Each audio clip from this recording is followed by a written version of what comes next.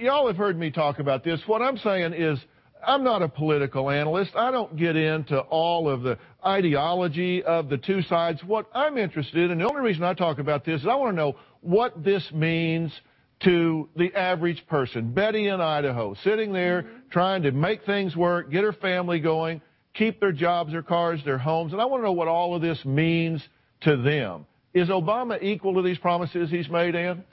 I don't know. We'll see. I mean, since he has been elected, he has been talking a lot more like George Bush than he did during the campaign, so he may well. And by the way, even though, you know, Alan and I disagree about a lot of things, that's why we care about public policies, too, for how it affects real people. If Obama raises taxes, for example, as he claimed he was going to do throughout the campaign, that would throw us into the worst. It's the last thing you want to do in a recession. It would be an economic disaster. And then, you know, after he's elected, 2 weeks later, he's saying, oh, no, we're not going to roll back the Bush tax cut. So if he was playing the Daily Kos kids and the New York Times editorial page for fools, we're going to be a lot better off than I thought we were going to be. And that does affect real people. Okay, so you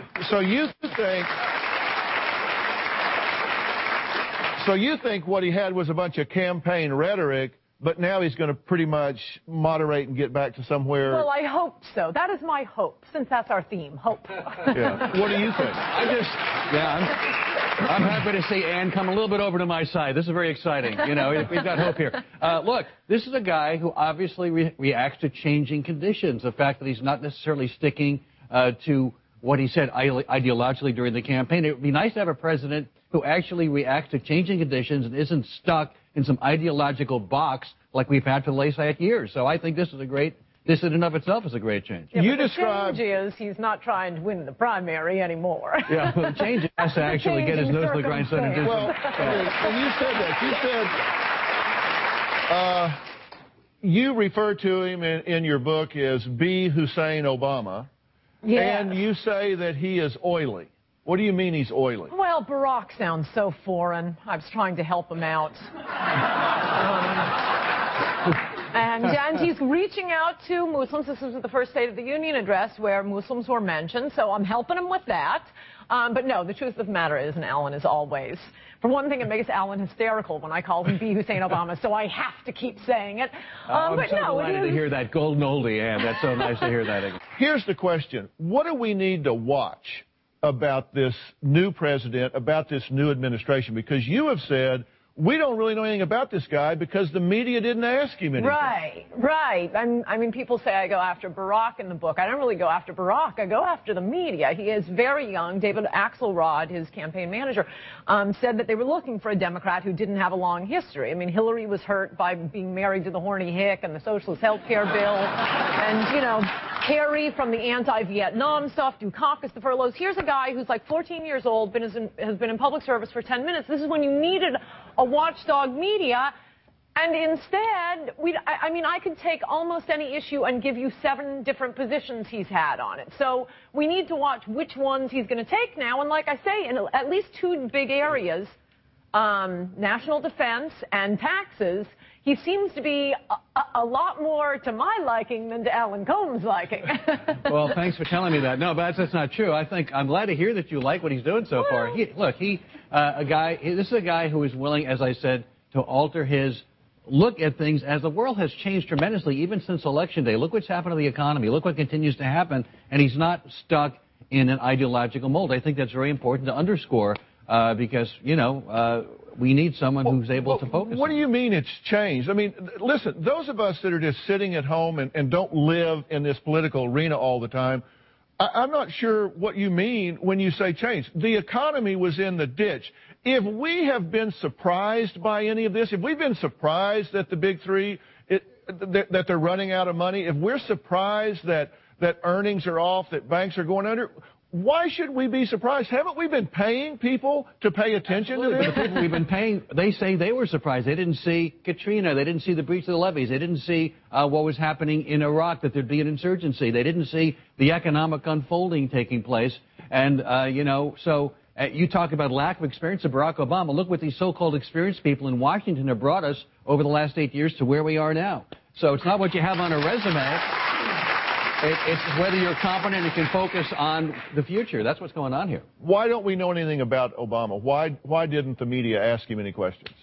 They love him. They have a crush on him. They would ask him. I mean, as I describe in my book, poor Sarah Palin is memorizing the last 7 kings of Swaziland, and Brian Williams asks Obama, "How did you feel last night? You must have been thinking of your parents." And he was thinking of his parents, so presidential. I mean, we did need to get answers to some of these things. Sarah Palin, what's the, mark-to-market accounting rules of the SEC? And he's asked, "Are you ready for the Republican attacks?" "Why, yes, I am, Wolf." And that was it.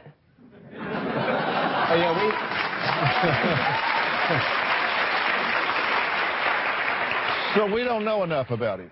Well, I'm hoping, what do we need to watch? Some things, if Alan is going to use this as an excuse for him changing his positions, that the world has changed, that's fine by me. As long as you come to my side, I don't care what the excuse is. It sounds like you're coming to my side. I think you're being smitten by Barack Obama. And by the way, we knew so much about Sarah Palin, didn't we? We knew a lot about her. We did. More than we needed to. She was on a ticket with John McCain. If you wanted to keep someone away from the presidency, that's where you put her. She didn't even know what newspaper she was reading. I mean, come on. Okay, but you say about Obama, you said he was Muslim when he needed to be and not when he didn't. He was black when he needed to be, not when he needed to be. Right. What do you mean? He is a chameleon that way. And I'll give you another beautiful illustration that affects real people, as you say. His position on guns. He has been in favor of a national ban on concealed carry weapons.